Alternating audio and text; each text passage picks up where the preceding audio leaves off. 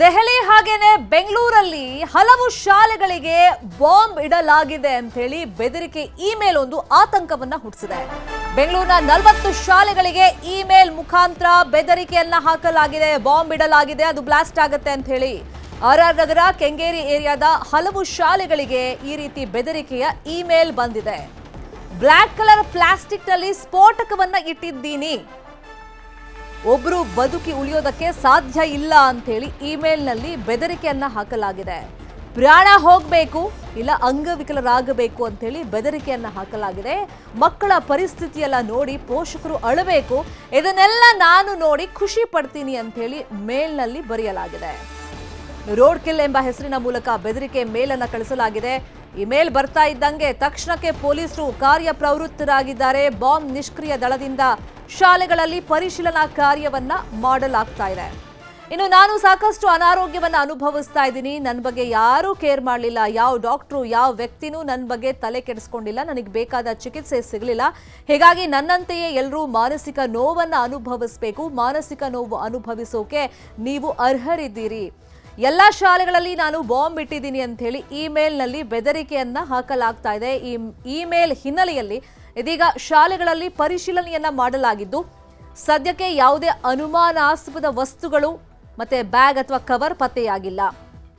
ಇನ್ನು ಬೆಂಗಳೂರು ಕಥೆ ಆಯ್ತು. ಇನ್ನೊಂದು ಕಡೆ ದೆಹಲಿಯ 40ಕ್ಕೂ ಅಧಿಕ ಶಾಲೆಗಳಿಗೂ ಇದೇ ಮಾದರಿಯಲ್ಲಿ ಬೆದರಿಕೆ ಬಂದಿದೆ.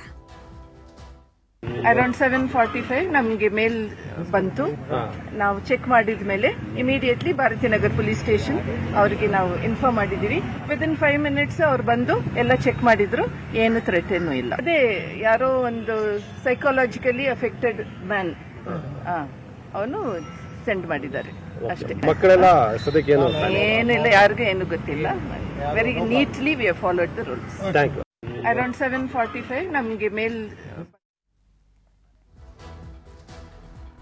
ಇನ್ನು ಬೆಂಗಳೂರಿನ ಭಾರತೀಯ ನಗರದಲ್ಲಿರುವಂತಹ ಸೇಂಟ್ ಜರ್ಮೈನ್ ಅಕಾಡೆಮಿ ಶಾಲೆಗೂ ಬೆದರಿಕೆ ಇಮೇಲ್ ಬಂದಿದೆ. ಈ ಬಗ್ಗೆ ನಮ್ಮ ಪ್ರತಿನಿಧಿ ಗಂಗಾಧರ್ ಪ್ರತ್ಯಕ್ಷ ವಿವರಣೆಯನ್ನು ಕೊಟ್ಟಿದ್ದಾರೆ, ನೋಡೋಣ. ಬೆಂಗಳೂರಿನಲ್ಲಿ ಬೆಳ್ಳಂಬೆಳಗ್ಗೆ ಸುಮಾರು 40ಕ್ಕೂ ಹೆಚ್ಚು ಖಾಸಗಿ ಶಾಲೆಗಳಿಗೆ ಇಮೇಲ್ ಮೂಲಕ ಬಾಂಬ್ ಥ್ರೆಟ್ ಕಾಲ್ ಬಂದಿರುವಂತದ್ದು. ಈ ಮೂಲಕವಾಗಿ ಬೆಳಗ್ಗೆ ಶಾಲೆಗಳಿಗೆ ಬಂದಂತ ಆಡಳಿತ ಮಂಡಳಿಯವರು ಮೇಲನ್ನ ಚೆಕ್ ಮಾಡಿಕೊಂಡ ಸಂದರ್ಭದಲ್ಲಿ ಎಲ್ಲರೂ ಕೂಡ ಆತಂಕಕ್ಕೊಳಗಾಗಿದ್ದಾರೆ. ಎಲ್ಲ ಆಯಾ ಶಾಲೆಗಳಲ್ಲಿ ಸ್ಥಳೀಯ ಪೊಲೀಸರಿಗೆ ಮಾಹಿತಿ ಕೊಟ್ಟು ಪರಿಶೀಲನೆ ಕೂಡ ಮಾಡ್ತಾ ಇರುವಂತದ್ದು ಇದೊಂದು ಆತಂಕದ ವಿಚಾರ ಅಂತ ಹೇಳ್ಬೋದು. ಅದೇ ರೀತಿಯಾಗಿ ಭಾರತೀಯ ನಗರ ಪೊಲೀಸ್ ಠಾಣಾ ವ್ಯಾಪ್ತಿಯಲ್ಲಿರುವಂತಹ ಖಾಸಗಿ ಒಂದು ಶಾಲೆ ಏನಿದೆ, ಸೈಂಟ್ ಜರ್ಮನ್ ಅಕಾಡೆಮಿಯ ಒಂದು ಶಾಲೆ ಏನಿದೆ, ಈ ಶಾಲೆಗೆ ಒಂದು ಬಾಂಬ್ ಮೇಲೆ ಒಂದು ಬೆದರಿಕೆ ಕರೆ ಬಂದಿತ್ತು. ಅದೇ ರೀತಿಯಾಗಿ ಕೂಡಲೇ ಅವರು ಪೊಲೀಸರಿಗೆ ಮಾಹಿತಿಯನ್ನ ಕೊಟ್ಟಿದ್ದಾರೆ. ಮಾಹಿತಿ ಕೊಟ್ಟಂತ ಸಂದರ್ಭದಲ್ಲಿ ಈ ವಿಚಾರವಾಗಿಯೂ ಪರಿಶೀಲನೆ ಮಾಡಿದ್ದಾರೆ. ಆದ್ರೆ ಇದೊಂದು ಹುಸಿ ಬಾಂಬ್ ಮೇಲ್ ಬೆದರಿಕೆ ಕರೆ ಅಂತ ಗೊತ್ತಾಗಿದೆ. ಬೆದರಿಕೆ ಇಮೇಲ್ ಕರೆ ಅಂತ ಗೊತ್ತಾಗಿರುವಂತದ್ದು. ನಂತರ ಇದೊಂದು ಹುಸಿ ಬಾಂಬ್ ಕತರಿಗೆ ಅಂತ ಹೇಳಿ ಪೊಲೀಸರು ಕೂಡ ಪರಿಶೀಲನೆ ಮಾಡಿದ್ದಾರೆ. ಆನಂತರ ಎಲ್ಲರೂ ಕೂಡ, ಯಾಕಂದ್ರೆ ಮಕ್ಕಳಿಗೆ ಇಲ್ಲಿ ಎಕ್ಸಾಮ್ ನಡೀತಾ ಇತ್ತು, ಎಕ್ಸಾಮ್ ನಡೀತಾರೆ ಅಂದ್ರೆ ಎಲ್ಲರೂ ಕೂಡ ಆತಂಕಗೊಳಗಾಗಿದ್ರು. ಆದ್ರೆ ಆ ಸಂದರ್ಭದಲ್ಲಿ ಯಾವುದೇ ರೀತಿ ಸಮಸ್ಯೆ ಇಲ್ಲ, ಇದೊಂದು ಈ ಮೇಲ್ ಮಾಡಿರುವಂತದ್ದು ಎಲ್ಲ ಕೂಡ ಫೇಕ್ ಇದೆ ಅನ್ನೋ ರೀತಿಯಲ್ಲಿ ಅವರು ಕೂಡ ಹೇಳಿರುವಂತದ್ದು. ನಂತರ ಎಲ್ಲರೂ ಕೂಡ ಒಂದು ನಿಟ್ಟುಸಿರನ್ನ ಬಿಟ್ಟಿದ್ದಾರೆ.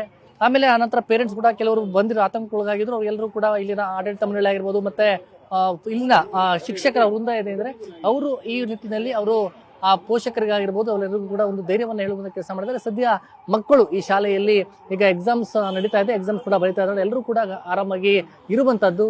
ಆದ್ರೆ ಈ ಬೆಂಗಳೂರಿನಲ್ಲಿ ಇದೇ ಮೊದಲಲ್ಲ, ಹಿಂದೆಯೂ ಸಾಕಷ್ಟು ಬಾರಿ ಈ ರೀತಿ ಫೇಕ್ IP ಅಡ್ರೆಸ್ ಮೂಲಕವಾಗಿ ಮೇಲ್ ಅಡ್ರೆಸ್ಗಳು ಕೂಡ ಬರ್ತಾ ಇರುವಂತದ್ದು. ಹೀಗೆ ಥ್ರೆಟ್ ಮೇಲ್ಸ್ ಕೂಡ ಪದೇ ಪದೇ ಬರ್ತಾ ಇರುವಂತದ್ದು. ಎಲ್ಲೋ ಒಂದ್ ಕಡೆ ಫಾರಿನ್ ನಲ್ಲಿ IP ಅಡ್ರೆಸ್ ಹಾಕಿ ಈ ರೀತಿ ಥ್ರೆಟ್ ಮೇಲ್ ಗಳನ್ನ ಮಾಡ್ತಾ ಇದ್ದಾರೆ. ಇದು ಕಂಟಿನ್ಯೂ ಅದೇ ರೀತಿಯಾಗಿ ಆಗಿದೆ. ಇದು ಕೂಡ ಹುಸಿ ಬಾಂಬ್ ಒಂದು ಮೇಲ್ ಬೆದರಿಕೆ ಆಗಿರುವಂತದ್ದು. ಸದ್ಯ ನಗರದ ಎಲ್ಲಾ ಠಾಣೆಯಲ್ಲಿ ಪೊಲೀಸರು ಅಲರ್ಟ್ ಆಗಿ ಆಯಾ ಒಂದು ಶಾಲೆಗಳಿಗೆ ಹೋಗಿ ಪರಿಶೀಲನೆ ಮಾಡಿ ಬಾಂಬ್ ಸ್ಕ್ವಾಡ್ ಮೂಲಕ ಪರಿಶೀಲನೆ ಮಾಡಿರುವಂತದ್ದು. ಕ್ಯಾಮರಾ ನೆಡೂರ್ ಜೊತೆ ಗಂಗಾಧರ್ ಬಕ್ಕ, ನ್ಯೂಸ್ 18 ಬೆಂಗಳೂರು. ಈ ತರ ಬಾಂಬ್ ಬೆದರಿಕೆ ಇಮೇಲ್ಗಳು ಬಂದಾಗ ಪೊಲೀಸರು ತಕ್ಷಣಕ್ಕೆ ಕಾರ್ಯಪ್ರವೃತ್ತರಾಗ್ತಾರೆ. ಪೋಷಕರಲ್ಲಿ ಆತಂಕ ಆಗೋದು ಸಹಜ. ಇನ್ನು ಶಾಲೆಗಳಿಗೆ ಬಾಂಬ್ ಬೆದರಿಕೆಯ ಮೇಲ್ ಬಂದಿದೆ. ಈ ಬಗ್ಗೆ ಸಚಿವರ ಬಳಿಯಲ್ಲಿ ಪ್ರತಿಕ್ರಿಯೆ ಕೇಳಿದ್ರೆ ಸಚಿವರು ಉಡಾಫೆ ಉತ್ತರವನ್ನ ಕೊಟ್ಟಿದ್ದಾರೆ. ಡೋಂಟ್ ಕೇರ್ ಅನ್ನೋ ರೀತಿ ಬಿಹೇವ್ ಮಾಡಿದ್ದಾರೆ. ನನಗೆ ಗೊತ್ತಿಲ್ಲ, ಉತ್ತರ ಕೊಡಲ್ಲ ಅಂತ ಹೇಳಿ ಉಡಾಫೆ ಮಾತುಗಳನ್ನ ಪ್ರತಿಕ್ರಿಯೆಯನ್ನ ಕೊಟ್ಟಿದ್ದಾರೆ. ಇಂತಹ ಗಂಭೀರ ಪ್ರಕರಣದಲ್ಲಿ ಶಿಕ್ಷಣ ಸಚಿವರ ಬೇಜವಾಬ್ದಾರಿತನ ಎದ್ದು ಕಾಣ್ತಾ ಇದೆ. ಒಂದ್ ವೇಳೆ ಅನಾಹುತ ಆಗಿದ್ರೆ, ಆಗೋದು ಬೇಡ ಅನಾಹುತ, ಒಂದ್ ವೇಳೆ ಆಯ್ತು ಅಂತ ಇಟ್ಕೊಳ್ಳಿ, ಅವಾಗ ಹೊಣೆ ಯಾರು? ಹಾಗಾದ್ರೆ ಶಿಕ್ಷಣ ಸಚಿವರೇ. ಪ್ರಕರಣದ ಗಂಭೀರತೆ ಬಗ್ಗೆ ತಿಳ್ಕೊಳ್ಬೇಕಲ್ವಾ? ಉತ್ತರ ಕೊಡಲ್ಲ ಅಂತಂದ್ರೆ ಏನರ್ಥ? ಮಧು ಬಂಗಾರಪ್ಪ ಅವರೇ, ಸಾಕಷ್ಟು ಬಾರಿ ಈ ರೀತಿ ಉಡಾಫೆ ಉತ್ತರವನ್ನ ಮಧು ಬಂಗಾರಪ್ಪ ಅವರು ಕೊಟ್ಟಿದ್ದಾರೆ. ಸಾರ್ವಜನಿಕ ವಲಯದಲ್ಲೂ ತೀವ್ರ ರೀತಿಯಲ್ಲಿ ಚರ್ಚೆಗೆ ಗ್ರಾಸವಾಗಿದೆ ಇವರ ನಡವಳಿಕೆ. ಪ್ರಕರಣದ ಗಂಭೀರತೆ, ಯಾಕಂದ್ರೆ ಬಾಂಬ್ ಇಟ್ಟಿದ್ದೀವಿ ಅಂತ 40ಕ್ಕೂ ಹೆಚ್ಚು ಶಾಲೆಗಳಿಗೆ ಒಂದು ಬೆದರಿಕೆ ಇಮೇಲ್ ಬರುತ್ತೆ ಅಂತಂದ್ರೆ ನಿರ್ಲಕ್ಷ್ಯ ಮಾಡಂಗಿಲ್ಲ. ಈ ಹಿಂದೆ ಹೌದು ಸಾಕಷ್ಟು ಬಾರಿ ಬಂದಿದೆ, ಅದು ಹುಸಿ ಬಾಂಬ್ ಬೆದರಿಕೆ ಇಮೇಲ್ಗಳು ಅಂತ ಗೊತ್ತಾಗಿದೆ, ಹೌದು. ಆದ್ರೆ ನಿರ್ಲಕ್ಷ್ಯದಿಂದ ಏನಾದ್ರೂ ಅನಾಹುತ ಸಂಭವಿಸಿದ್ರೆ ಯಾರ್ ಹೊಣೆ, ಯಾರ್ ಜವಾಬ್ದಾರಿ? ಇತ್ತೀಚಿನ ದಿನಗಳಲ್ಲಿ ಈ ಶಾಲೆಗಳಿಗೆ ಬಾಂಬ್ ಬೆದರಿಕೆ ಕರೆಗಳು ಬರ್ತಾ ಇರುವಂತ ನೋಡಿ, ಇದನ್ನು ಉತ್ತರ ಕೊಡಕ್ಕೆ ಹೋಗಲ್ಲ. ಒಂದು ನಿಮಿಷ, ಇದೆಲ್ಲ ಬಿಟ್ಬಿಡಿ. ಇವೆಲ್ಲ ಏನು ಗೊತ್ತಾ, ಹೋಗ್ಸು. ನಾನು ಬಂದಾಗ್ಲೂ ಅಷ್ಟೇ ಇದನ್ನ ಮಾತಾಡೋದೇ ತಪ್ಪು, ನೀವು ಕೇಳೋದು ತಪ್ಪು. ನಾಳೆ ಬಿಟ್ಬಿಡಿ. ಅಲ್ಲ ಬಿಡಿ, ಅದೆಲ್ಲ ಗೊತ್ತಿಲ್ಲ ನನಗೆ, ಏನೂ ಇಲ್ಲ. ಅದಕ್ಕೆಲ್ಲ ಕಾನೂನು ನೋಡ್ಕೊಳ್ತಾರೆ. ಬೇರೆ ಪಾಠ ಗಿಟ್ಟದ್ದು ಏನಾದ್ರು ಇದ್ರೆ ಹೇಳಿ. ಇತ್ತೀಚಿನ ದಿನಗಳಲ್ಲಿ ಈ ಶಾಲೆಗಳಿಗೆ ಬಾಂಬ್ ಬೆದರಿಕೆ ಕರೆಗಳು ಬರ್ತಾ ಇರುವಂತ ನೋಡಿ, ಇದನ್ನು ಉತ್ತರ ಕೊಡಕ್ಕೆ ಹೋಗಲ್ಲ. ಒಂದು ನಿಮಿಷ, ಇದೆಲ್ಲ ಬಿಟ್ಬಿಡಿ. ಇವೆಲ್ಲ ಏನು ಗೊತ್ತಾ, ಹೋಗ್ಸು. ನಾನು ಬಂದಾಗ್ಲೂ ಅಷ್ಟೇ ಇದನ್ನ ಮಾತಾಡೋದೇ ತಪ್ಪು, ನೀವು ಕೇಳೋದು ತಪ್ಪು. ನಾಳೆ ಬಿಟ್ಬಿಡಿ. ಅಲ್ಲ ಬಿಡಿ, ಅದೆಲ್ಲ ಗೊತ್ತಿಲ್ಲ ನನಗೆ, ಏನೂ ಇಲ್ಲ. ಅದಕ್ಕೆಲ್ಲ ಕಾನೂನು. ಇದೇ ವಿಷಯವಾಗಿ ಇನ್ನಷ್ಟು ಡೀಟೇಲ್ ಆಗಿ ಇನ್ಫಾರ್ಮೇಶನ್ ಕೊಡ್ತಾ ಹೋಗೋದಕ್ಕೆ ನೇರ ಸಂಪರ್ಕದಲ್ಲಿ ಕನೆಕ್ಟ್ ಆಗಿದ್ದಾರೆ ನಮ್ಮ ಪೊಲಿಟಿಕಲ್ ಬ್ಯೂರೋ ರಿಪೋರ್ಟರ್ ಕೃಷ್ಣ. ಈ ಹಿಂದೆ ಹಲವಾರು ಬಾರಿ ಈ ರೀತಿ ಶಾಲೆಗಳಿಗೆ ಬೆದರಿಕೆ, ಬಾಂಬ್ ಬೆದರಿಕೆಯ ಇಮೇಲ್ಗಳು ಬಂದಿದೆ. ತಕ್ಷಣಕ್ಕೆ ಪೊಲೀಸರು ಅಲರ್ಟ್ ಆಗಿ ಪರಿಶೀಲನೆ ಎಲ್ಲ ಮಾಡಿದ್ದಾರೆ. ಹುಸಿ ಬಾಂಬ್ ಬೆದರಿಕೆ ಅಂತ ಗೊತ್ತಾಗಿದೆ. ಬಟ್ ಶಿಕ್ಷಣ ಸಚಿವರು ಇದಕ್ಕೆ ಜವಾಬ್ದಾರಿಯುತವಾಗಿ ಉತ್ತರ ಕೊಡಬೇಕಾಗಿತ್ತು. ಪೋಷಕರಿಗೂ ಆತಂಕ ಇರುತ್ತೆ, ಮಕ್ಕಳಿಗೂ ಆತಂಕ ಇರುತ್ತೆ, ಶಾಲಾ ಆಡಳಿತ ಮಂಡಳಿಗೂ ಆತಂಕ ಇರುತ್ತೆ ಈ ಕ್ಷಣದಲ್ಲಿ ಏನು ಮಾಡಬೇಕು ಅಂತೇಳಿ. ಈಗ ಈ ಹಿಂದೆನೂ ಸಚಿವರು ಹಲವಾರು ಬಾರಿ ಪೋಷಕರು ಹೋದಾಗ್ಲೂ ಕೂಡ ಉಡಾಫೆ ಉತ್ತರ ಕೊಡೋದು, ಇಂಥ ಗಂಭೀರ ವಿಷಯದಲ್ಲೂ ಈ ತರ ಉತ್ತರ ಕೊಡ್ತಾರೆ ಅಂದ್ರೆ ಏನರ್ಥ? ಖಂಡಿತವಾಗ್ಲೂ ಶರ್ಮಿತಾ, ಶಿಕ್ಷಣ ಸಚಿವ ಮಧು ಬಂಗಾರಪ್ಪನವರು ಯಾಕೆ ಈ ರೀತಿಯಾಗಿ ನಿರ್ಲಕ್ಷ್ಯವನ್ನು ತೋರ್ತಾ ಇರುವಂಥದ್ದು, ಇದು ಇವರ ನಡುವೆ ಇದೇನು ಹೊಸದಲ್ಲ. ಈ ಹಿಂದೆ ಹಲವು ಬಾರಿ ಕೂಡ ಇದೇ ರೀತಿಯಿಂದ ಟೀಕೆಗೆ ಗುರಿಯಾಗಿರುವಂಥದ್ದು. ಈಗಾಗಲೇ ಸಾಕಷ್ಟು ಬಾರಿ ಪ್ರತಿಪಕ್ಷ ನಾಯಕರುಗಳು ಕೂಡ ಇದ್ರ ಬಗ್ಗೆ ಖಂಡನೆ ಕೂಡ ವ್ಯಕ್ತಪಡಿಸಿರುವಂಥದ್ದು. ಈಗ ಸಹಜವಾಗಿಯೇ ಈಗ ಹುಸಿ ಬಾಂಬ್ ಬೆದರಿಕೆ ಏನಿದೆ, ಇದು ದೊಡ್ಡ ಮಟ್ಟದಲ್ಲಿ ಸಂಚಲನ ಕೂಡ ಕಾರಣವಾಗಿದೆ. ಮತ್ತು ಪೋಷಕರು ಕೂಡ ಭಯಪಡುವಂಥ ವಿಚಾರ ಕೂಡ, ಮತ್ತೆ ಮಕ್ಕಳು ಕೂಡ ಒಂದು ರೀತಿ ಭಯಪಡುವಂಥದ್ದು. ಇಂಥ ವಿಚಾರದಲ್ಲಿ ಎಲ್ಲೋ ಒಂದು ಕಡೆ ಒಂದು ಜವಾಬ್ದಾರಿಯುತ ಉತ್ತರವನ್ನು ಶಿಕ್ಷಣ ಸಚಿವರಾಗಿರ್ತಕ್ಕಂಥ ಮಧು ಬಂಗಾರಪ್ಪನವರು ಕೊಡಬೇಕಾಗಿತ್ತು. ಆದ್ರೆ ಎಲ್ಲೋ ಒಂದು ಕಡೆ ಒಂದು ಉಡಾಫೆ ಉತ್ತರವನ್ನು ಕೊಡೋದ್ರ ಮುಖಾಂತರವಾಗಿ ಮತ್ತೊಮ್ಮೆ ಸಾರ್ವಜನಿಕರ ಟೀಕೆಗೆ ಗುರಿಯಾಗಿರುವಂಥದ್ದು. ಈ ಹಿಂದೆ ಅವರು ಶಿಕ್ಷಣ ಇಲಾಖೆಯಲ್ಲೂ ಕೂಡ ಕೆಲಸವನ್ನು ಮಾಡಬೇಕಾದಂಥ ಸಂದರ್ಭದಲ್ಲಿ ಬೇರೆ ಬೇರೆ ರೀತಿಯಾಗಿ ಕೂಡ ನಡೆಯನ್ನು ಕೂಡ ತೋರಿದ್ರು. ಮತ್ತೆ ಶಿಕ್ಷಣ ಇಲಾಖೆಗೆ ಸಂಬಂಧಪಟ್ಟಂತ ಆಗಿರ್ಬೋದು, ಮತ್ತೆ ಮಕ್ಕಳ ವಿಚಾರ ಆಗಿರ್ಬೋದು, ಈ ರೀತಿಯಾಗಿ ಮಾಧ್ಯಮಗಳ ಪ್ರಶ್ನೆ ಮಾಡುವಂಥ ಸಂದರ್ಭದಲ್ಲಿ ಎಲ್ಲೋ ಒಂದು ಕಡೆ ಅವ್ರನ್ನ ಅಂತರವನ್ನು ಕಾಯ್ದುಕೊಳ್ಳುವಂಥದ್ದು, ಒಂದು ನಿರ್ಲಕ್ಷ್ಯ ತರುವಂಥ ಉತ್ತರವನ್ನು ಕೊಡುವಂಥದ್ದು, ಹೀಗೆ ಮಾತಾಡ್ತಾ ಇದ್ರು. ಮತ್ತೆ ಆರಂಭದಲ್ಲೇ ಶಿಕ್ಷಣ ಇಲಾಖೆಯಲ್ಲಿ ಅವ್ರು ನಿಜವಾಗ್ಲೂ ಕೂಡ ಕೆಲಸವನ್ನ ಮಾಡ್ತಾ ಇದ್ದಾರೆ. ಶಿಕ್ಷಣ ಸಚಿವರಾಗಿ ನಿಜಕ್ಕೂ ಕೂಡ ಕೆಲಸವನ್ನು ಮಾಡ್ತಾ ಇದ್ದಾರೆ. ಶಿಕ್ಷಣ ಸಚಿವರಾಗಿ ಅವ್ರು ಇದ್ದಾರಾ ಅನ್ನೊಂದು ಪ್ರಶ್ನೆ ಕೂಡ ಸಹಜವಾಗಿ ಮೂಡ್ತಾ ಇತ್ತು. ಮತ್ತೆ ಪ್ರತಿಪಕ್ಷ ನಾಯಕರು ಕೂಡ ಇದನ್ನು ಪ್ರಶ್ನೆಯನ್ನ ಮಾಡ್ತಾ ಇದ್ರು. ಇದಕ್ಕೆ ಪುಷ್ಟಿ ಕೊಡುವಂತೆ ಈಗ ಮತ್ತೊಮ್ಮೆ ಶಿಕ್ಷಣ ಸಚಿವರು ನಡೆದುಕೊಳ್ಳಿರುವಂಥದ್ದು ಇದು ಎಲ್ಲೋ ಒಂದು ಕಡೆ ಇದು ದುರಂತದ ಸಂಗತಿ ಅಂತ ಹೇಳಬಹುದು. ಯಾಕಂದ್ರೆ ಮುಖ್ಯವಾಗಿ ಇಂಥ ಜವಾಬ್ದಾರಿತ ಅಂತ ವಿಚಾರ ಬಂದ ಸಂದರ್ಭದಲ್ಲಿ ಸಂಬಂಧಪಟ್ಟಂತ ಸಚಿವರು, ಶಿಕ್ಷಣ ಸಚಿವರೇ ಉತ್ತರವನ್ನು ಕೊಡಬೇಕು, ಮತ್ತೆ ಯಾವ ರೀತಿಯಾಗಿ ಕ್ರಮವನ್ನು ವಹಿಸಲಾಗುತ್ತೆ ಅನ್ನೋದು ಕೂಡ ಉತ್ತರವನ್ನು ಕೊಡಬೇಕಾಗತ್ತೆ. ಆದರೆ ಶಿಕ್ಷಣ ಸಚಿವರು ಈ ರೀತಿಯಾದಂಥ ಉತ್ತರವನ್ನು ಕೊಡುವಂಥದ್ದು ಇದು ಬರುವಂಥ ದಿನಗಳಲ್ಲಿ ಮತ್ತೊಂದು ರೀತಿ ಸರ್ಕಾರಕ್ಕೆ ಮುಜುಗರ ತರುವಂಥ ನಿಟ್ಟಿನಲ್ಲಿ ಶಿಕ್ಷಣ ಸಚಿವ ಮಧು ಬಂಗಾರಪ್ಪನವರು ಈಗ ನಡೆದುಕೊಂಡಿರುವಂಥದ್ದು. ಮತ್ತೆ ಅವರ ಸಹೋದರಾಗಿರತಕ್ಕಂಥ ಬಿಜೆಪಿಯ ಮಾಜಿ ಶಾಸಕರಾಗಿರ್ತಕ್ಕಂಥ ಕುಮಾರ್ ಬಂಗಾರಪ್ಪನವರು ಕೂಡ ಒಂದು ರೀತಿ ಅವ್ರು ನಿಜವಾಗ್ಲೂ ಕೂಡ ಶಿಕ್ಷಣ ಇಲಾಖೆಯಲ್ಲಿ ಕೆಲಸವನ್ನ ಮಾಡ್ತಾ ಇದ್ದಾರೆ ಇಲ್ವಾ ಅನ್ನೋ ಪ್ರಶ್ನೆಯನ್ನು ಕೂಡ ಮಾಡ್ತಾ ಇದ್ರು.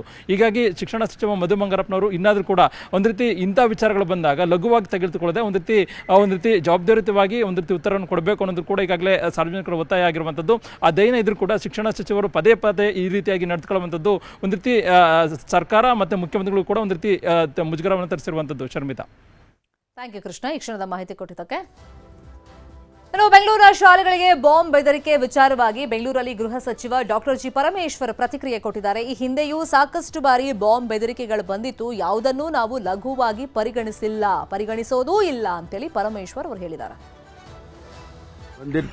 ಈ ಹಿಂದೆಯೂ ಕೂಡ ಬೆಂಗಳೂರಿನಲ್ಲಿ ಮತ್ತು ರಾಜ್ಯದ ಅನೇಕ ಕಡೆ ಬಾಂಬ್ ಇಟ್ಟಿದ್ದೇವೆ ಅಂತ ಹೇಳಿ ಕರೆಗಳು ಬಂದಿದ್ದು, ಮೇಲ್ ಬಂದಿದ್ದನ್ನ ನಾನು ಈ ಸಂದರ್ಭದಲ್ಲಿ ಸ್ಮರಿಸ್ಕೊಳ್ತೇನೆ. ಅದೇ ರೀತಿ ಈಗಲೂ ಕೂಡ ಬಂದಿರತಕ್ಕಂಥದ್ದನ್ನು ನಾವು ವೆರಿಫೈ ಮಾಡ್ತೇವೆ.